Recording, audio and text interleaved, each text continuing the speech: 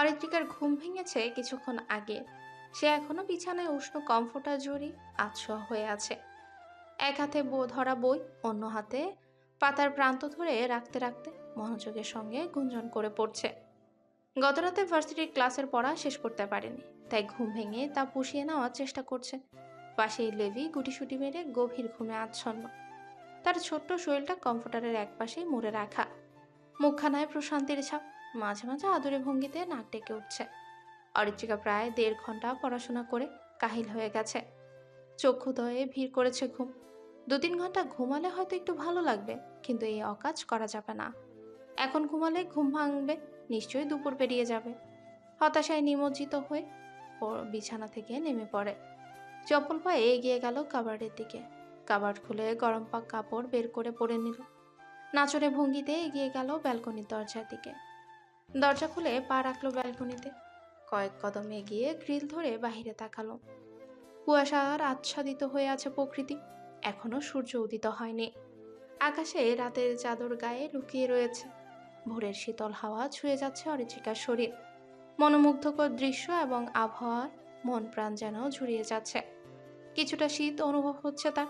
একধানে আনমনে তাকিয়ে রইল আবছা কুয়াশায় আচ্ছাদিত গাছপালার দিকে। স্নিগ্ধ প্রকৃতির রূপে মুগ্ধ নয়নে উপভোগ করছে।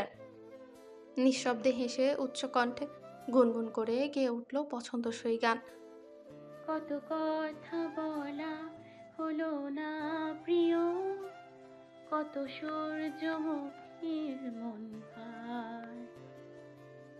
আমার শহর জুড়ে কুয়াশা ঘুম, নীরবে জমা ব্যথার পাহাড়। কত পথ হাঁটা বাকি রয়েছে প্রিয়, কত সন্ধ্যের পথ অন্ধকার। কিছুটা দূরের ব্যালকনিতে দাঁড়িয়ে আছে কে। স্থির চক্ষুতে এক ধ্যানে তাকিয়ে রয়েছে মেইলি অভয়ের দিকে। তার কর্ণকুহরে প্রবেশ করছে মেইলি সুমধুর কণ্ঠে আনমনে গেয়ে ওঠা গান। অসম্ভব সুন্দর লাগছে গান। মানবটি কিছুটা অবাক হয়েছে। অরিত্রিকা যে এত চমৎকার গান গাইতে পারে তা জানতো না। ভোরে স্নিগ্ধ আবহাওয়া, স্নিগ্ধ প্রকৃতি এবং চমৎকার গানে আজ যেন একটু অন্যরকম দিনের সূচনা। গানের প্রতিটি লাইনেই যেন মাধুর্য মিশে আছে। পরিবেশ রোমাঞ্চকর হয়ে উঠেছে। মানবটি বেশ মনোযোগী হয়ে উপভোগ করছে মনোমুগ্ধকর সময়। মানবটি অরিত্রিকার গানে তাল মিলিয়ে অদ্ভুত হেসে শান্ত কণ্ঠে আওড়ালো। কত কথা বলা হলো না প্রিয়, কত পথ বাকি রয়েছে প্রিয়। এতটুকু বলেই থেমে যায়। চক্ষুদয় বন্ধ করে নির্মল বাতাসের ঘ্রাণ নেয়। দূর হতে ভেসে আসছে অচেনা কোনো সুবাস। ফুলের সুবাসে মম করে উঠল চারিপাশ। মানবটি চক্ষুদয় খুলে তাকায় অরিত্রিকার দিকে। ভোরের আলো ফুটতে শুরু করেছে। অরিত্রিকা চঞ্চল দৃষ্টি ঘুরিয়ে চক্ষু পায় দৃশ্যে। উৎফুল্লতার সহিত আশেপাশে তাকিয়ে দেখতে থাকে। পাশের ব্যালকনির কিছুটা দূরেই হঠাৎ গোলাপ ফুল গাছে দৃষ্টি আটকে যায়, কিন্তু সেখানে দৃষ্টি স্থায়ী হয় না। পাশের ব্যালকনিতে কারো উপস্থিতি বুঝতে পেরে সেদিকে তাকায়। দুহাতে বুকের কাছে গুজে নিশ্চল দাঁড়িয়ে আছে সারহান। তার দৃষ্টি স্থির, শান্ত, অথচ তীক্ষ্ণ। মুখাভয়ে কোনো অতিরিক্ত ভাবের আভাস নেই। স্বাভাবিক গম্ভীর। গানের সুরে ডুবে থাকা অরিত্রিকা হঠাৎই চমকে ওঠে। তার চোখ সরাসরি গিয়ে পড়ে সারহানের দিকে। এই বদমেজাজি মানুষটা কখন যে ব্যালকনিতে এসে দাঁড়িয়েছে সে বিন্দুমাত্র আঁচ করতে পারেনি। মুহূর্তেই বুকের মধ্যে ধক করে ওঠে। একটু অস্বস্তিও জাগে। কেন তাকিয়ে আছে ওর দিকে, কিন্তু আজ সেসব নিয়ে ঝামেলা করতে চায় না। এত সুন্দর একটা সকালে কোনো ঝগড়া, কোনো তর্ক নয়। প্রকৃতির এই মুগ্ধকর আবহাওয়া নষ্ট করতে মন চায় না তার। তাই নিজের স্বভাবসুলভ উল্টোপাল্টা কথা না বলে শান্ত থাকার কঠিন চেষ্টা চালিয়ে যায় অরিত্রিকা। অরিত্রিকা দ্রুত নিজেকে সামলে নেয়। এলোমেলো চুলগুলো কানের পাশে গুজে নিয়ে চোখের সামনে দাঁড়িয়ে থাকা মানুষটার দিকে তাকায়। স্বাভাবিক থাকার চেষ্টা করলেও কণ্ঠে অদৃশ্য সংকোচ লুকিয়ে থাকে। ধীর গলায় শুধায়।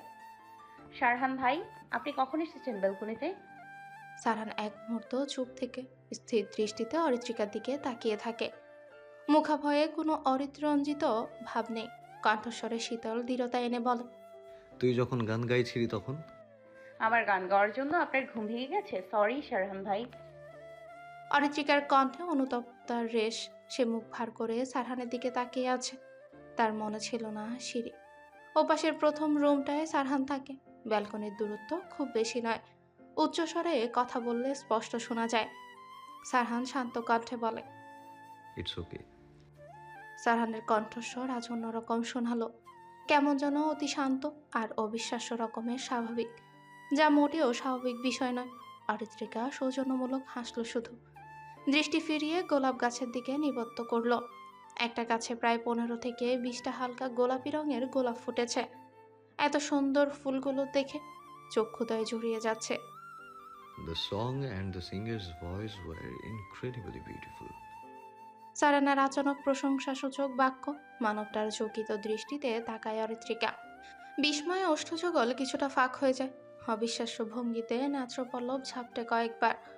সারান ভাই কি তার প্রশংসা করলো? হয়তো। যন্ত্রমানবের থেকে প্রশংসা পেয়ে তার কেমন গোলমাল লাগছে। এই মানুষটার বহুরূপ দেখে সে দিশেহারা হয়ে যায়। অরিত্রিকা বিস্ময়ে গিলে শুধায়। আপনি কি আমার প্রশংসা করলেন সারহান ভাই? সারহান স্থির দৃষ্টিতে তাকিয়ে ওষ্ঠ বাঁকিয়ে বলে। না, সিঙ্গারের প্রশংসা করলাম, স্টুপিড কোথাকার। সারহান অরিত্রিকার সরল ও শিশুসুলভ কথাবার্তায় একটু আনন্দিত হলো না, বরং বিরক্তির আভাস ফুটে উঠল তার মুখে। এক মুহূর্ত স্থির থেকে কোনো প্রক্রিয়া না জানিয়ে সে দাম্ভিক ভঙ্গিতে ব্যালকনি থেকে সরে গেল। অরিত্রিকা হতভম্বের মতো তাকিয়ে রইল তার বিদায়ী ভঙ্গির দিকে। বড় গলায় অপমান করেও নির্বিকার ভঙ্গিতে চলে গেলেন। প্রশংসা যখন করতে জানেন না, তখন করতেই বা আসেন কেন সারহান ভাই? মনে মনে বলে ক্ষান্ত হলো। এক পলক ব্যালকনির দিকে তাকিয়ে নিশ্চিন্ত হলো সেবযন্ত্র মানবটার আর দেখা নেই। তুচ্ছ ভঙ্গিতে মুখ বাঁকিয়ে নিজের ঘরে প্রবেশ করলো অরিত্রিকা। আজ আর আবেগে ভাসবে না। দ্রুত সকালের নাস্তা সেরে নিতে হবে, কারণ ভার্সিটিতে পৌঁছানোর তাড়া আছে তার। চৌধুরী নিবাসের সকালের টেবিলে সবাই জড়ো হয়েছে। নাস্তার আয়োজন চলছে ব্যস্ততাপূর্ণ পরিবেশে। সাথী বেগম, তানিয়া বেগম ও ইসমা বেগম খাবার পরিবেশনের দায়িত্ব নিয়েছেন। যদিও গৃহ পরিচালকেরা রয়েছেন, তবুও রান্না ও পরিবেশনের কাজ তিনজনই করেন। বাকি গৃহস্থালের দায়িত্ব তাদের হাতে। অরিত্রিকা সদ্য ফ্রেশ হয়ে এসেছে। অলস ভঙ্গিতে ধপ করে বসে পড়ে ডাইনিং টেবিলের এক ফাঁকা চেয়ারে। একবার চোখ বুলিয়ে নিল পরিবারের সবাই দিকে। বড় বাবা ও তার বাবা গল্পে মশগুল, খেতে খেতে আলোচনা চলছে। ইসরা, সাদাত আর অরিন নীরবে খাবার চিবোচ্ছে, যেন কোনো গুরুত্বপূর্ণ কাজে নিমগ্ন। টেবিলের বাকি দুটো চেয়ার খালি। অরিত্রিকা কৌতূহলী দৃষ্টিতে ঘাড় বাঁকিয়ে সিঁড়ির দিকে তাকালো। সারহান ভাই কি বাড়িতে নেই, নাকি উপরের ঘরে? তবে থাকলেও তার কিছু আসা যায় না, বরং দেখা হলে নতুন কোনো উপদেশ বা শাসনের ঘরঙ্গ তার উপর নেমে আসবে। হতব না থাকাই ভালো। তানিয়া বেগম প্লেট ভর্তি করে নাস্তা সাজিয়ে দিলেন। অরিত্রিকা সিঁড়ির দিকে তাকিয়ে দেখতে জিজ্ঞেস করলেন। অরিত্রিকা, সিঁড়ির দিকে তাকিয়ে আছিস কেন? অরিত্রিকা ঘাড় ফিরিয়ে তাকায় তানিয়া বেগমের দিকে, চটপটে ভঙ্গিতে বলে। সারহান ভাই কি বাড়িতে নেই বড় মা? হ্যাঁ, আছি তো। নাস্তা করবেন না উনি? এখন নাস্তা করবে না, রুমে বসে মিটিংয়ে ব্যস্ত। ও। অরিত্রিকা ছোট্ট প্রতিউত্তর করে। ভদ্রমের মতো নাস্তা করতে মনোযোগী হয়। ধীরে সুস্থে আরামসে নাস্তা করছে আর কিছু একটা ভাবছে। সেই ভাবনা ভীষণ গুরুতর। তার পাশের চেয়ারে কাউকে হঠাৎ বসতে দেখে চমকে যায়। চমকিত নয়নে তাকায় পাশে। এতদিন পর পাশে বসা মানুষটাকে দেখে বেশ অবাক হয়। অরিত্রিকা বিস্ময় ভাব নিয়ে উচ্ছ্বাসিত কণ্ঠে বলে ওঠে। ইরফান ভাই, আপনি কবে এসেছেন ঢাকা থেকে? ইরফান অরিত্রিকার বিস্ময়কর ভাবভঙ্গি দেখে চমৎকার হাসে। স্বাভাবিকভাবেই বলে। সপ্তাহখানেক আগে। কেমন আছিস অরিত্রিকা? আমি আলহামদুলিল্লাহ ভালো আছি। আপনি কেমন আছেন? আমিও আলহামদুলিল্লাহ ভালো আছি। আপনি এসেছেন এটা কেউ আমায় বলেনি। অসভ্য বেয়াদব ইশরা আর সাদা তো লুকিয়েছে। উপস্থিত সকলেই হেসে ওঠে। ইরফান হেসে উত্তর দিল। আসলে আমি ওদের বলছিলাম তোকে না জানানো। প্ল্যান করেছিলাম হঠাৎ সামনে এসে সারপ্রাইজ দেবো তোকে। ভালো। অরিত্রিকার মুখ ভার করে উত্তর দিল। ঘাড় বাঁকিয়ে কটপট করে তাকালো সাদাত আর ইশরার দিকে। সাদাত সেই চাহনি দেখলো, দাঁত কেলিয়ে বলল। হে হে ইরফান ভাই বারণ করেছিল তোকে বলতে। অরিত্রিকা গমগমে কণ্ঠে বলল। তুই একটা আস্ত বজ্জাত। সাদাত হাসি থামিয়ে বলল। আর তুই বজ্জাতের বোন, ছোট বজ্জাত। সাদাত। অরিত্রিকার রেগে মেগে অস্থির হয়ে গেল। সাদাত মিটপিট করে হেসে যাচ্ছে। ইসরা অরিত্রিকাকে উপেক্ষা করে নাস্তা করছে, যেন এসব কিছুই শুনেনি সে। তানিয়া বেগম অবস্থা বেগতিক দেখে বলে, আরে চুপ কর তোরা, খাওয়ার সময় এত কথা বলতে হয় না, চুপচাপ খা। অরিত্রিকার আগে ফুসফুস করে খাওয়ায় মনোযোগ দিল। ইরফান এদের কাণ্ড দেখে হেসে খাওয়ায় মনোযোগী হলো। আরশাদ সাহেবের মন আজ ভীষণ ভালো। কতদিন পর সবাই একসাথে এক টেবিলে বসে সকালে নাস্তা করছে। কিছুটা আবেগ আপ্লুত হয়ে উঠলেন তিনি। আরশাদ সাহেব বললেন, আজকের এই দিনটার জন্য আমি 2 বছর অপেক্ষা করেছি। সবাই একসাথে নেচে এক টেবিলে সবাই একসাথে কবে পুনরায় একসাথে জমিয়ে খাবার খাবো, সেই সময়টার অপেক্ষা করেছি। আর সেই সময়টা আসলো। আজমল সাহেব হেসে বলে, ভাই সাহেব, এসব ভেবে আর নিজের কষ্ট বাড়াবেন না। আমার আর কোনো কষ্ট নেই, তোমরা সবাই চলে এসেছো, আর কোনো কিছুর দরকার নেই আমার। অরিত্রিকা দ্রুত নাস্তা শেষ করে, টেবিল থেকে গ্লাস হাতে তুলে নিয়ে ঢক ঢক করে পানি শেষ করে। চেয়ার থেকে উঠে দাঁড়িয়ে মৃদু হেসে বলে, বড় বাবা এক টেবিলে একসাথে খাওয়ার সময়টা আজ নয়, কারণ একজন এখনো মিসিং আছে। কে বলো তো? তোর বড় ছেলে এমপি শারহান ইয়াদাত চৌধুরী। আরশাদ সাহেব সশব্দে হেসে ওঠে। একদম ঠিক বলেছো আম্মা, কবে যে বাপ বেটা একসাথে বসে খাবার খেয়েছি মনে নেই। এমপি হয়েছেন উনি, এখন কি আর সময় হবে তোমাদের সাথে টাইম স্পেন্ড করার? আসলে আম্মা, রাজনীতি জিনিসটা এমন, এসবে একবার জড়িয়ে গেলে পরিবারও পর হয়ে যায়। একদম ঠিক বলেছো বড় বাবা। তানিয়া বেগম ইরফানকে ফলের গ্লাসে ঢেলে দিলেন। তারপর আরশাদ সাহেবকে উদ্দেশ্য করে বললেন, শুনুন সারহানের বাবা, ছেলের এমন আচরণ মেনে নেওয়া যাচ্ছে না। ছেলেটা সারাদিন বাহিরে থাকে, রাতেও দেরি করে ফিরে এর একটা বিহিত করা দরকার। সারহানের বয়স হয়েছে, আমার মনে হয় ছেলেটার একটা বিয়ে দেওয়া উচিত। ঘরে বউ হলে হয়তো বাড়িমুখ হবে। আজমল সাহেব একটু মজা করে বলে ওঠেন, ভাই সাহেব, আপনার মনে আছে আপনি ঠিক শারহানের মতো রাজনীতি করতেন, দিনরাত ভুলে পড়তেন, থাকতেন পার্টি অফিসে। বাবা এসব দেখে বেশ হতাশ হয়েছিলেন, তাই তিনি সিদ্ধান্ত নিয়েছিলেন আপনাকে দ্রুত বিয়ে দেওয়ার জন্য। আপনি তখন বিয়ে করবেন না, তাই বাড়িতে ফেরা বন্ধ করে দিয়েছিলেন। আরশাদ সাহেব খুক খুক করে কেসে উঠলেন, একটু বিব্রত বোধ করলেন, ভরাট কণ্ঠে বললেন, তখন বিয়ে করলে এত সুন্দর বউ পেতাম বুঝি? তানিয়া বেগম লজ্জা পেলেন, তিনি লাজুক হাসেন। সকলে আরশাদ সাহেবের কথা শুনে হেসে দিল। অরিত্রিকা চেয়ার থেকে দ্রুত উঠে দাঁড়ালো। ভার্সিটিতে যাওয়ার সময় হয়ে যাচ্ছে তার। দু কদম এগোতেই ইরফান ডেকে ওঠে। কোথায় যাচ্ছ? অরিত্রিকা থেমে গেল, ব্যতিব্যস্ত ভঙ্গিতে বলল, ভার্সিটি যাব, সময় হয়ে গেছে। ইরফান নাস্তা শেষ করে তড়িঘড়ি করে উঠে পড়ল চেয়ার থেকে, দ্রুত এগিয়ে গেল অরিত্রিকার কাছে, বলল, আমিও ভার্সিটি এরিয়াতে যাব কিছু ফ্রেন্ডদের সাথে দেখা করতে, তাহলে দুজন একসাথেই যাই, কি বলো? অরিত্রিকা ইতস্তত বোধ করলো, কিন্তু প্রকাশ করলো না, স্বাভাবিকভাবেই বলল। ঠিক আছে। অরিত্রিকা কোনো মতে কথাটা সম্পূর্ণ করে ছুট লাগালো রুমের দিকে। ইরফান মুচকি এসে তাকিয়ে রইল সেদিকে। সাদাত খাওয়া শেষ করেছে, সে হেঁটে এসে ইরফানের পাশে দাঁড়ায়। আনমনেই হাসতে দেখে ভ্রুযুগল কুঁচকে গেল। কৌতূহল বশত জিজ্ঞেস করলো, ইরফান ভাই হারছো কেন?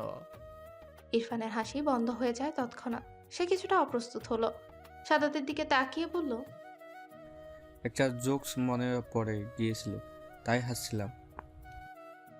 সাদাত বলল, আমাকেও জোকসটা বলো, আমিও একটু দিল খুলে হাসি। পরে বলবো, এখন বেরোতে হবে। ইরফান কোনো মতে সাদাতের কথা কাটিয়ে প্রস্থান করলো। সাদাত বোকার মতো তাকিয়ে রইল সেদিকে, বিড়বিড় করে বলল, কাহিনী কি হলো? ইরফান বাড়ির সামনে বাইক নিয়ে দাঁড়িয়ে আছে, দৃষ্টি তার সদর দরজার দিকে নিবদ্ধ। ধৈর্য ধরে অপেক্ষা করছে, কিন্তু অরিত্রিকার কোনো দেখা নেই। একবার ঘড়ির দিকে চোখ বুলি সময় দেখে নিল 9:10। একটু বিরক্তিই লাগলো, তবে মুখে প্রকাশ করলো না। অবশেষে সদর দরজা দিয়ে হেলে দুলে বেরিয়ে এলো অরিত্রিকা। কাঁধে ব্যাগ ঝুলিয়ে আরামসে হেঁটে আসছে। সামনে তাকাতেই চোখে পড়লো ইরফান ভাই বাইক সহ দাঁড়িয়ে আছে তার অপেক্ষায়। মুহূর্তে গতিপথ বদলে সে পায়ের গতি বাড়ালো, দ্রুত বাইকের সামনে এসে দাঁড়িয়ে পড়ে। ইরফান অরিত্রিকার দিকে তাকিয়ে বলে, বাপরে, এত লেট করলি আসতে? অরিত্রিকা হাসার ভার করে বলে, আসলে অরিন আপুর সাথে জরুরি কথা বলার কারণে লেট হয়ে গেছে। ইরফানে আর কথা বাড়ালো না, সে বাইক স্টার্ট দিতে লাগলো। কিন্তু বিধিবাম বাইক স্টার্ট নিচ্ছে না। বেশ কয়েকবার স্টার্ট দেওয়ার চেষ্টা করলো, বাইক স্টার্ট হলো না। ইরফান মুখ গোমরা করে বাইকের উপর বসে অরিত্রিকার দিকে তাকালো। অরিত্রিকা হতাশায় জর্জরিত হয়ে দাঁড়িয়ে আছে, নিশ্চয়ই ক্লাসে দেরি হয়ে যাবে তার। অরিত্রিকা মুখ ভার করে বলে, ইরফান ভাই, আপনার বাইক তো স্টার্ট নিচ্ছে না। ইরফান বিরক্তি প্রকাশ করে বলল। গতকাল তো বাইক ঠিক ছিল। সারহান সদর দরজা পেরিয়ে পার্কিং প্লেসের দিকে পা বাড়ালো। শার্টের হাতা গোটাতে গোটাতে এগিয়ে গেল সেদিকটায়।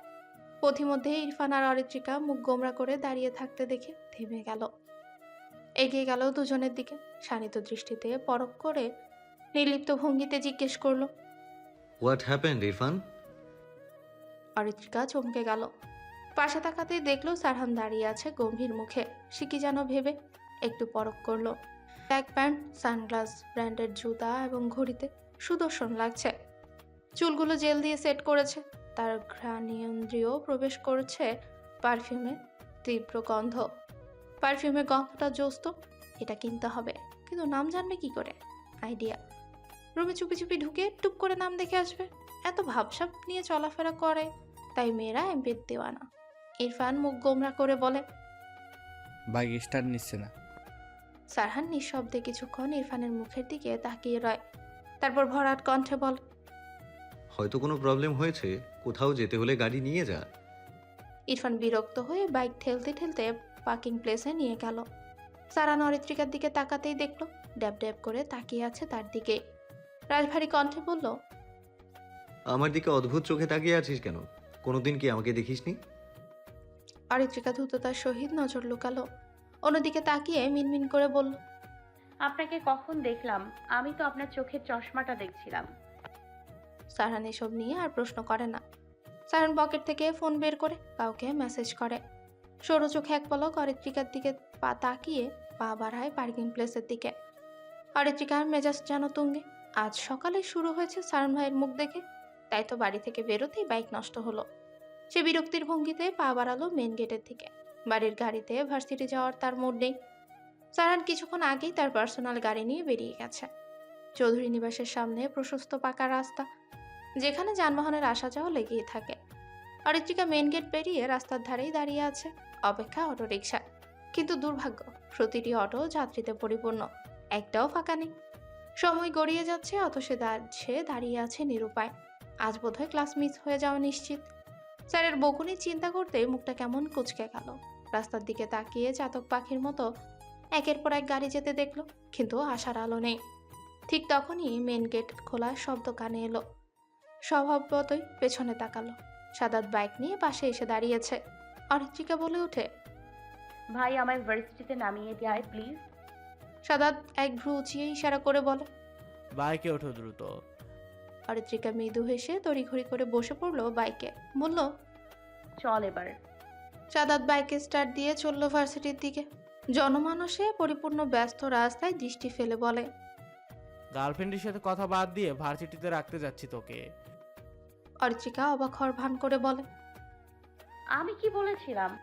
ভাই, তুই গার্লফ্রেন্ডের সাথে কথা বলা বাদ দিয়ে আমায় নিয়ে চল। তুই বলিসনি, কিন্তু অন্য একজন বলেছে। কে বলেছে?